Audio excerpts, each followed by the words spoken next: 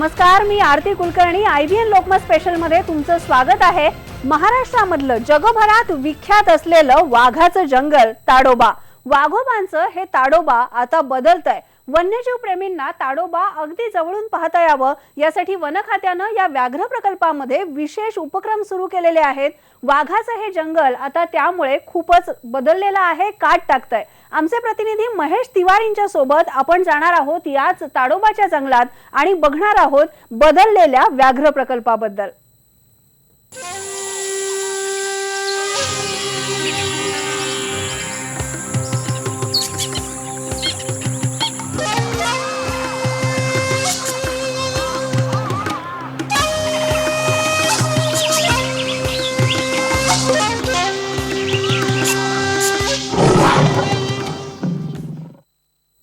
चंद्रपूर जिल्ह्यामधल्या ताडोबा अंधारी व्याघ्र प्रकल्पामध्ये 88 वाघांची नोंद झालेली आहे. यावर्षी 1 लाखांपेक्षा जास्त पर्यटकांनी ताडोबाला भेट दिली. आता या पर्यटकांसाठी खास बोट राईडची व्यवस्था करण्यात आलेली आहे. अशा 3 बोटी इथे आणण्यात आल्या आहेत.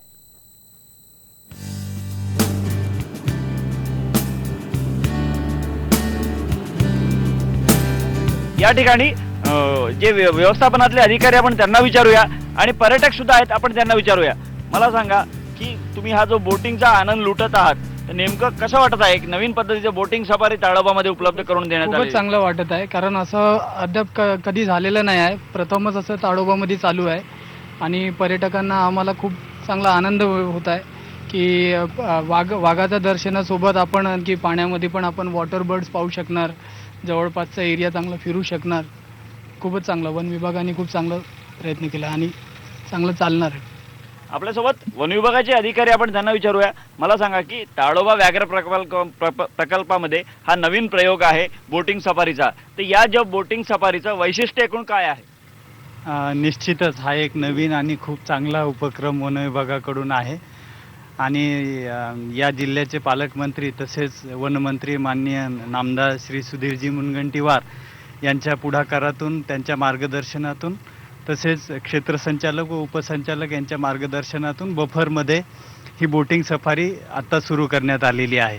दिनांक 21 तारखेपासून या बोटिंग प्रकल्पाचे उद्घाटन माननीय सुधीरजी मुनगंटीवार यांच्या हस्ते झालेलं आहे आणि पर्यटक आता या बोटिंगकडे आकर्षित होत आहेत. या इरई जलाशयामध्ये मोठ्या प्रमाणात पक्षी आढळून येतात. स्थलांतरित पक्षी आहेत, विदेशी पक्षी आहेत, ज्यांचा आनंद पर्यटक लुटू शकतात आणि या खरोखर ही बोट एक अविस्मरणीय आनंद त्यांच्यासाठी आहे. एकूण जर बघितलं तर पर्यटकांची अशी अपेक्षा असते की व्याघ्र प्रकल्पामध्ये आपल्याला वाघ दिसला पाहिजे. मात्र त्यासोबतच जे पक्षी आहेत, जे विदेशी पक्षी आहेत, ते सगळ्या प्रकारचे पक्षी सुद्धा पाहण्याचा आनंद या बोटिंग सफारीमध्ये पर्यटकांना मिळणार आहे. सगळ्यात महत्त्वाचं म्हणजे या इरई धरणाच्या सभोवताल 3 गावं आहेत आणि या 3 गावामधले जे नागरिक आहेत, अशा 50 नागरिकांना रोजगार मिळणार आहे. त्यासोबतच अंदाजे प्रत्येकी 50 लाख रुपये या गावाला यातून जे उत्पन्न मिळणार आहे ते दिलं जाणार आहे. म्हणजे यावर्षी अंदाजे पर्यटकांची संख्या पाहता 1.5 कोटी रुपयाचं उत्पन्न होण्याची शक्यता आहे आणि या 1.5 कोटी रुपये या 3 गावांना विभागून त्या गावाच्या विकासासाठी दिलं जाणार आहे. म्हणजे व्याघ्र प्रकल्पामधल्या गावांचा विकास, त्यांच्या मूलभूत सोयीसाठी लागणाऱ्या निधीची पूर्तता यातून होणार आहे. त्यासोबतच पर्यटकांसाठी एक वेगळी सोय या बोटिंग सफारीची उपलब्ध झालेली आहे. कॅमेरामॅन प्रशांत मोहितेसह महेश तिवारी, IBN लोकमत, ताडोबा अंधारी व्याघ्र प्रकल्प, चंद्रपूर. या प्रकल्पामध्ये बोट राईड तर आहेच, पण त्याचबरोबर आपण जिप्सी मधून खरं तर व्याघ्र दर्शनासाठी जातो. आता पर्यटकांसाठी इथे खुली बस तयार करण्यात आली आहे. या खुल्या बस मधून ताडोबाचा प्रवास घडवतोय महेश तिवारी.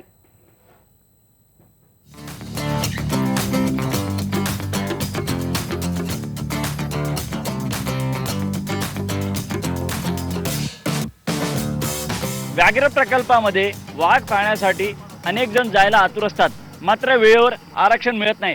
अशा व्याघ्रप्रेमींसाठी ताडोबा व्यवस्थापनानं या बसेस उपलब्ध करून दिलेल्या आपण बघू शकतो.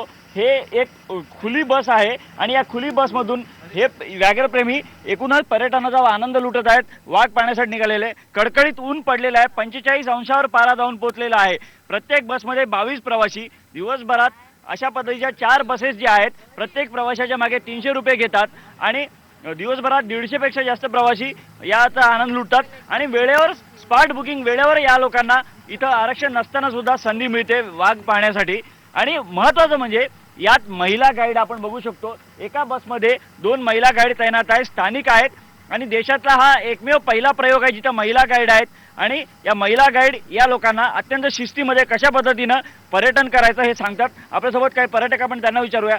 मला सांगा, कसं वाटतं तुम्ही या खुल्या बसमधून हा प्रवास करतात ताडोबाच्या जंगलात?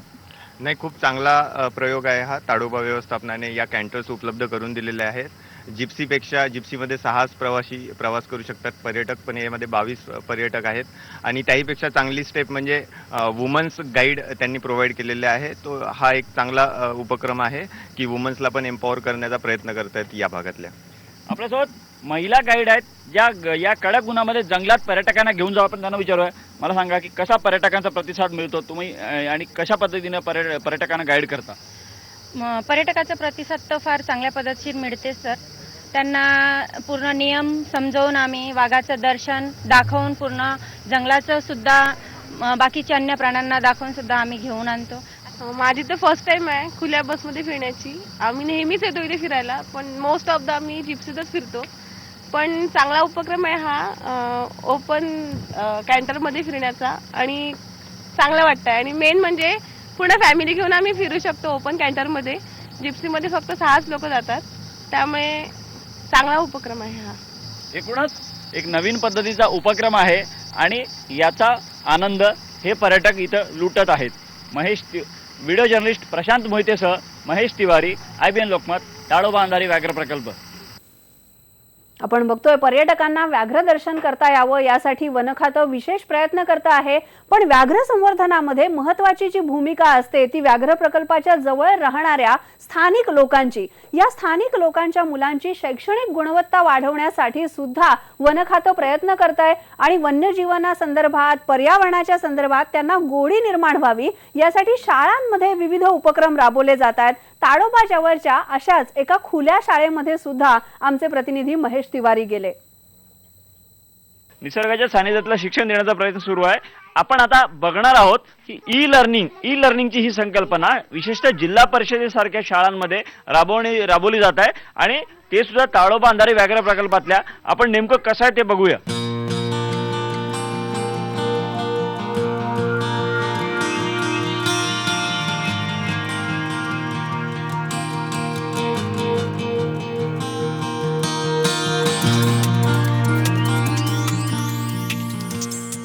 ताडोबा अंधारी व्याघ्र प्रकल्पामधल्या 49 शाळांमध्ये राज्याच्या वन खात्यानं ई लर्निंगची सुविधा प्राप्त करून दिली आहे. या ई लर्निंगमध्ये एकूणच कम्प्युटरमध्ये 1ली ते 4थी पर्यंत सगळे पाठ्यक्रम लोड करण्यात आलेला आहे. त्यासोबतच तिथं असलेल्या LED माध्यमातून प्रत्यक्षात हे अभ्यासक्रम आहे विद्यार्थ्यांना दाखवलं जाणार आहे. आदिवासी भागातल्या विद्यार्थ्यांना जे अभ्यासक्रम शिकत असताना कठीण वाटतं अशा विद्यार्थ्यांना या LED माध्यमातून प्रत्यक्षात ते चित्राच्या माध्यमातून ते शिकवण्यासाठी ही ई लर्निंगची संकल्पना राबवण्यात आली आहे आणि 49 शाळांमध्ये ही राबवली जाणार आहे. आपण विचारूया. आपल्यासोबत शिक्षक आहेत. मला सांगा की नेमकं ई लर्निंगमध्ये विद्यार्थ्यांना कसा फायदा होत आहे? निश्चितच ई लर्निंगमुळे विद्यार्थ्यांना बऱ्याच प्रमाणात फायदा होत आहे. ज्या संकल्पना विद्यार्थ्यांच्या शिक्षकांनी बोलण्यातून विद्यार्थी शिकू शकत नव्हते ते व्हिडिओ पाहून विद्यार्थी आज अगदी सहजरित्या विद्यार्थी शिकत आहे, समजून घेत आहे आणि त्यांची जी अंडरस्टँडिंग पॉवर आहे ती जास्तीत जास्त प्रमाणात वाढलेली आहे. निश्चितच ई लर्निंगमुळे या विद्यार्थ्यांना जिथे हा भाग जो आहे हा आदिवासी भाग आहे विद्यार्थ्यांना ही सोयी सुविधा डॉक्टर श्यामाप्रसाद मुखर्जी जनवन विकास योजनेमार्फत ही योजना आपल्या शाळेमध्ये ई लर्निंग लावून दिली. त्याबद्दल राज्याचे वनमंत्री सुधीर भाऊ मुनगंटीवार यांचे आभार मानतो. आणि ही योजना आपल्या ताडोबा अंधारी व्याघ्र प्रकल्पातील सर्व शाळांमध्ये ही योजना सुरू झालेली आहे. विद्यार्थ्यांना याचा खूप लाभ होत आहे. मला सांगा की या ई लर्निंगच्या याच्यामध्ये विद्यार्थ्यांची जी आवड दिसून येते विशेषतः कुठल्या याच्यामध्ये जास्त आवड दिसून येते? बघा सर्वच विषयामध्ये विद्यार्थ्यांची आवड दिसून येत आहे. खासकर परिसर अभ्यास जो विद्यार्थ्यांना आम्ही शिकवत नव्हतो किंवा विद्यार्थ्यांना त्यांच्या परिसरातला भाग आम्ही न शिकवताच त्यांनी समजून घ्यावा असं गृहीत धरत होतो.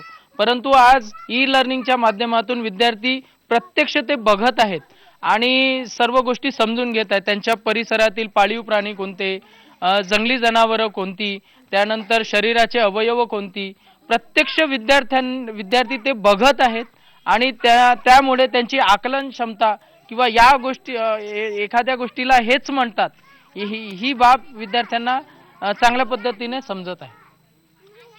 एकूणच आदिवासी भागातल्या या जंगलात राहणाऱ्या विद्यार्थ्यांना या ई लर्निंगचा एक वेगळ्या पद्धतीनं फायदा होताना दिसत आहे. ई लर्निंग असेल किंवा इको फ्रेंडली शाळा असेल, या दोन्हींचा समन्वय साधून या भागातले विद्यार्थी वन्यजीव प्रेमी म्हणून भविष्यात एक चांगले नागरिक तयार होण्याची शक्यता दिसून येत आहे. महेश तिवारी, IBN लोकमत, ताडोबा, चंद्रपूर.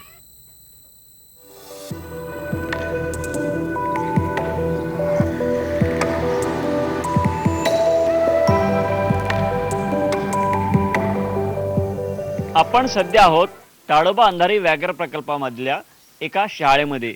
ही अशी शाळा आहे जिथं निसर्गासंदर्भातलं प्रेम, वन्यजीवासंदर्भातलं प्रेम शिकवण्याचं काम सुरू आहे आणि त्याला तोडीस तोड म्हणून राज्य सरकारचं वन खात्याने एक सुरू केलेली ई लर्निंग योजना आहे, ती सुद्धा इथं राबवली जाते. नेमकी काय आपण पाहणार आहोत. आपण बघू शकतो या ठिकाणी सगळं ही शाळा जी आहे, ही शाळा असली, जिल्हा परिषद असली तरी या शाळेमध्ये बाहेर विद्यार्थी शिक्षण घेत आहे आणि वेगळ्या पद्धतीचं शिक्षण आहे. झाडाखाली मुलांना शिकवलं जातं. आपण या ठिकाणी बघू शकतो ही मुलं खेळत आहेत आणि या ठिकाणी झाडावर पक्ष्यांसाठी असेल, त्या पक्ष्यांना पिण्याचं पाणी किंवा इतर प्रकारचं जे खाद्यपदार्थ ते ठेवलं गेलेलं आहे. एकूणच विद्यार्थ्यांमध्ये ताडोबा अंधारी व्याघ्र प्रकल्पात असलेले वन्यजीव असतील किंवा पक्षी असतील, या सगळ्या संदर्भात एक प्रेम निर्माण व्हावं अशी त्यामागची संकल्पना आहे. आपण बघतोय व्याघ्र प्रकल्पालगतची जी मुलं आहेत त्यांच्यासाठी ही खास शाळा तयार करण्यात आलेली आहे. वन खातं विशेष प्रयत्न करतंय, पण त्याचबरोबर ताडोबामधल्या व्याघ्र संवर्धनासाठी निधी उभारण्यासाठी वन खात्यानं मचाणावरची चाय पे चर्चा हा उपक्रम सुद्धा सुरू केलेला आहे. या उपक्रमातून जी रक्कम मिळणार आहे त्याचा वापर ताडोबा प्रकल्पामध्ये असलेल्या गावातल्या गरीब आदिवासी मुलांच्या शिक्षणासाठीच होणार आहे. त्याबद्दल सुद्धा जाणून घेऊया. निवडणुकीत चर्चेला आलेला एक मुद्दा होता चाय पे चर्चा आणि अशाच पद्धतीचा एक उपक्रम वन विभाग ताडोबा अभयारण्याच्या व्याघ्र प्रकल्पामध्ये राबवत आहे. चाय पे चर्चा किंवा चॅरिटी चहा. या ठिकाणी एक पर्यटक बसलेले आहेत आणि ताडोबामध्ये हा एक खूप उंचीचा मचान आहे. या मचानीवर बसलेले पर्यटक आपण बघू शकतो चहाचा आनंद लुटत आहेत आणि काही पर्यटक जे आहेत कोणाच्या हातात दुर्बीण आहे, पुस्तक आहेत, वाईल्ड लाईफशी संदर्भ असलेली पुस्तकं वाचत आहेत ज्याच्यामध्ये पशुपक्षी संदर्भात माहिती आहे. आणि या सगळ्यांना या ठिकाणी बसण्यामागचं एक कारण असं आहे की या चहाची किंमत 400 ते 500 रुपये असली तरी याचा मागचा उद्देश असा आहे की हा जो निधी मिळणार आहे हा निधी या भागातले गरीब आदिवासी मुलं जी ताडोबा व्याघ्र प्रकल्पामधल्या गावांमध्ये राहतात त्यांच्या शिक्षणावर हा निधी खर्च होणार आहे. असा एक सामाजिक पदर वन विभागाने त्यासाठी ठेवलेला आहे आणि त्यासोबतच पर्यटकांना सुद्धा एक वेगळा अनुभव या ठिकाणी मिळेल. एवढ्या उंचीवरच्या मचानीवर बसून पशुपक्षींचं निरीक्षण करता येईल जंगलामध्ये. एकूणच आपल्यासोबत जे पर्यटक आहेत त्यांना आपण विचारूया नेमकं कसं त्यांना काय. 15-20 वर्ष आधीपासून मी इथे येत होते, कारण चंद्रपूरलाच मी असायचो, आता नागपूरला असतोय. त्याच्या आधी इथे आलं म्हणजे फक्त जंगल दिसायचं, दुसरं काही दिसायचं नाही. एंटरटेनमेंटचं कुठलंही साधन नसायचं आणि स्पेशली इथे काही डिस्कशन करायला किंवा थांबायला असं कुठलंही प्लेस नव्हतं. आणि आज पहिल्यांदा मला इथे जाणवलं की एक प्लेस थांबता येतो, आपल्याला चहा घेता येतो, बघता येतो, निरीक्षण करता येतो आणि असं एक चांगलं उपक्रम मला फॉरेस्ट डिपार्टमेंटकडून मला बघायला मिळालं आणि खूप आनंद भेटला मला आज. बरेचदा आम्ही आधी उजाणकाला असायचं, मुलांचे ट्युशन्स वगैरे घेत होतो आणि मुलांचे ट्रिप्स वगैरे आणायचं, प्राणी वगैरे सगळे पाहायला मिळाले, पक्षी मिळायचे. पण असं थांबून मचाणीवरती हा अनुभव पहिल्यांदाच घेत आहे मी. आणि परत इथे चहाची व्यवस्था आहे आणि जो काही हा निधी छोट्या मुलांना जात आहे, गरीब बालकांना, जे काही इथले शाळा वगैरे आहे इथले जे त्या मुलांसाठी हा निधी चाललेला आहे. आणि हे जी पुस्तकं ठेवली आहे वाचण्यासाठी, जो काही अनुभव मिळतो आपल्या या पुस्तकातनं वगैरे आणि वेगवेगळे पक्षी पाहायला मिळतात या पुस्तकातनं आणि आजूबाजूचं निरीक्षण करायला मिळतं आणि आजूबाजूला वेगवेगळे पक्षी पण बघायला मिळतात. या चहा आणि कॉफीतून मिळणारा पैसा आणि हा जो पैसा आहे हे स्वैच्छिक असेल, यामध्ये कोणतंही कंपल्शन पर्यटकांना नसणार आहे. हा स्वैच्छिक असलेला चहातून मिळणारा, कॉफीतून मिळणारा निधी हा EDC मध्ये जमा होईल, जे ग्राम पारिस्थितिकी समिती ज्याला आपण म्हणतो, आणि ज्यामार्फत या भागात टुरिझम हे सुरू आहे त्या समितीत जमा होईल आणि समितीतून तो सरळ या बफर क्षेत्रातील गावातील मुलांच्या शिक्षणाच्या विकासासाठी हा पैसा वापरला जाईल. तर असा सामाजिक दृष्टिकोन असलेला हा नवीन उपक्रम आहे आणि पर्यटकांना तो निश्चित आवडेल असं वनविभागाची आमची अपेक्षा आहे. एकूणच नक्कीच चांगला उपक्रम म्हणावा लागेल, ज्यामध्ये पर्यटकांना एक वेगळा अनुभव तर मिळेलच, मात्र त्या अनुभवातून एक सामाजिक मदती जी आहे ती आदिवासी विद्यार्थ्यांपर्यंत नक्कीच पोहोचेल त्यांच्या शिक्षणासाठी. व्हिडिओ जर्नलिस्ट प्रशांत मोहितेसह महेश तिवारी, IBN लोकमत, ताडोबा अंधारी व्याघ्र प्रकल्प. ताडोबा लगतच्या आणखीनही स्थानिक आदिवासींसाठी वन खात्यानं वेगवेगळे प्रकल्प राबवलेले आहेत. वनमंत्री सुधीर मुनगंटीवार यांनी सुद्धा याबद्दल काय सांगितलंय ते बघणार आहोत एका ब्रेक नंतर. पहा फक्त IBN लोकमत.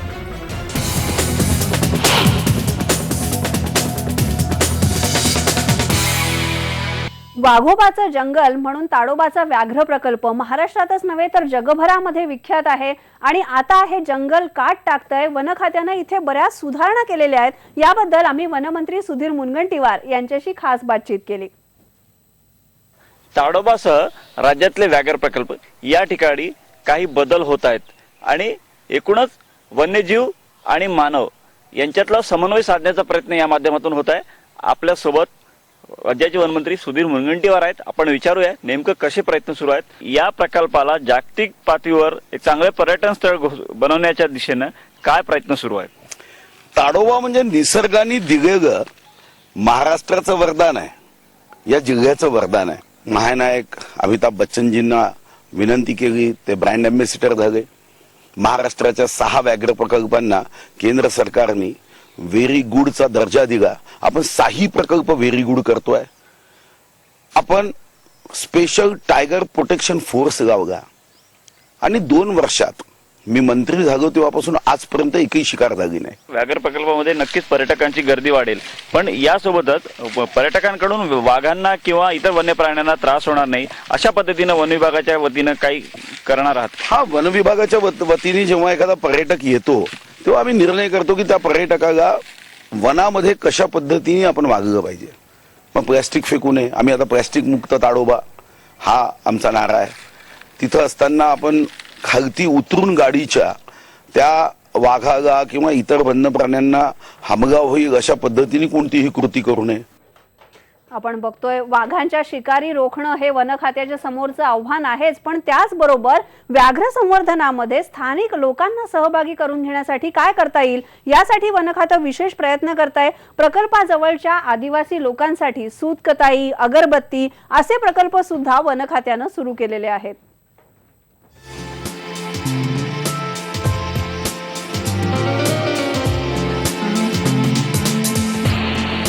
ताडोबा अंधारी व्याघ्र प्रकल्प या प्रकल्पामध्ये जी गावं आहेत त्या गावांमधल्या महिलांना रोजगार पुरवण्याचा उपक्रम ताडोबाच्या व्यवस्थापनाने हाती घेतलेला आहे आणि त्याच्यामधून 2 उपक्रम त्यांनी सुरू केलेले आहेत. एक म्हणजे चरखा केंद्र आणि दुसरं अगरबत्ती केंद्र. प्रत्येक केंद्रामध्ये किमान 20 महिलांना रोजगार मिळतो. आपण बघू शकतो मी सध्या ताडोबामधल्या या अशाच एका चरखा केंद्रामध्ये आहे आणि या महिला या ठिकाणी ज्या महिला आहेत 20च्या जवळपास महिला आहे, यांना या चरखा कताईची मशीन ताडोबाच्या व्यवस्थापनाने उपलब्ध करून दिलेली आहे. त्यामुळे साधारणतः 150 ते 200 रुपये रोज कमाई या महिलांना होते. अशा पद्धतीनं एकूण जर आपण बघितलं तर हा जो चरखा आहे या चरखा माध्यमातून कताई केलेलं जे धागा आहे ते खादी ग्राम उद्योग वर्ध्याला पाठवलं जातं आणि सगळ्यात महत्त्वाचं म्हणजे अशाच पद्धतीचं अगरबत्ती केंद्र, निर्मिती केंद्र या ताडोबाच्या व्याघ्र प्रकल्पाच्या जंगलामध्ये उभारलेलं आहे आणि तिथं सुद्धा एकूणच रोज साधारणतः 350 किलो अगरबत्तीचं उत्पादन होते. 80,000 रुपये महिन्याला त्या 20 महिलांना मिळतात आणि या सगळ्यांच्या माध्यमातून महिलांच्या जीवनामध्ये एक नवी पहाट ताडोबा व्यवस्थापनाच्या प्रयत्नांमुळे उगवली असं आपण नक्कीच म्हणू शकतो. ज्या पद्धतीने आपण बघू शकतो या महिलांचं इथं आपण काम बघू शकतो. चरखा कताई सुरू आहे, यांच्या सूत तयार करतायत त्या महिला आणि अगरबत्ती केंद्रात अशा पद्धतीने अगरबत्ती तयार केलं जातं. सगळं साहित्य त्यांना उपलब्ध करून दिलेलं आहे वन विभागानं. आपण काही महिलांशी बोलणार आहोत. आपल्यासोबत काही महिला आपण त्यांना विचारूया. मला सांगा की तुम्ही या ठिकाणी जे करताय हे मशीन तुम्हाला कुणी उपलब्ध करून दिलं आणि रोजगार किती मिळतो तुम्हाला? आम्हाला राज सरने दिली. ताडोबावाल्यांनी ताडोबा व्यवस्थापनाने दिलेले आहे. हो हो किती रोजगार मिळतो तुम्हाला? आम्हाला 100 रुपये रोजी पडते. 100. हा यापूर्वी तुम्हाला काय होतं, रोजगाराचं साधन होतं का? नाही नव्हतं, आता तुम्हाला आत्ता दिलं. आपल्यासोबत आणखी दुसऱ्या महिला सुद्धा आहे, आपण त्यांना विचारूया. मला सांगा की या ठिकाणी महिलांना कसा फायदा होत आहे? अगरबत्ती केंद्रामध्ये काही महिला आहेत, इतर महिला आहेत, कसा फायदा होत आहे तुम्हाला? आमच्याकडे सूतगिरणीचंच आहे, फायदा आहे पण फायदा आहे. हो रोजगार उपलब्ध आहे आम्हाला. याच्यापासून आता पैसा मिळतो. आधी काही काम वगैरे काहीच नव्हते, आता कसंही आम्हाला 120 किंवा 100 रुपये असे पडतात. एकूणच जर आपण बघितलं तर या महिलांच्या जीवनामध्ये एक नवी पहाट नक्कीच उगवली असं म्हणू शकतो आपण. हे चरखा कताई केंद्र असेल किंवा अगरबत्ती केंद्र असेल, या दोन्हीच्या माध्यमातून जवळपास 40 ते 50 महिलांना रोजगार मिळालेला आहे. व्हिडिओ जर्नलिस्ट प्रशांत मोहितेसह महेश तिवारी, IBN लोकमत, ताडोबा अंधारी व्याघ्र प्रकल्प, चंद्रपूर. आपण बघितलं वाघोबांचं ताडोबा कसं बदलतंय. वाघ हा समृद्ध जंगलाचा निदर्शक आहे. ताडोबा व्याघ्र प्रकल्पामध्ये वाघ बघण्यासाठी महाराष्ट्रातून, देशभरातूनच नव्हे तर जगभरामधून पर्यटक येत असतात. पण हाच वाघोबा आता प्रकल्पालगतच्या आदिवासी लोकांना रोजगार सुद्धा देऊ लागलेला आहे आणि वन खात्याच्या अतिशय सकारात्मक उपक्रमामुळे वाघाचं हे जंगल आता त्याचं रुपडं पालटतंय. आता इथेच थांबूया, पहा फक्त IBN लोकमत.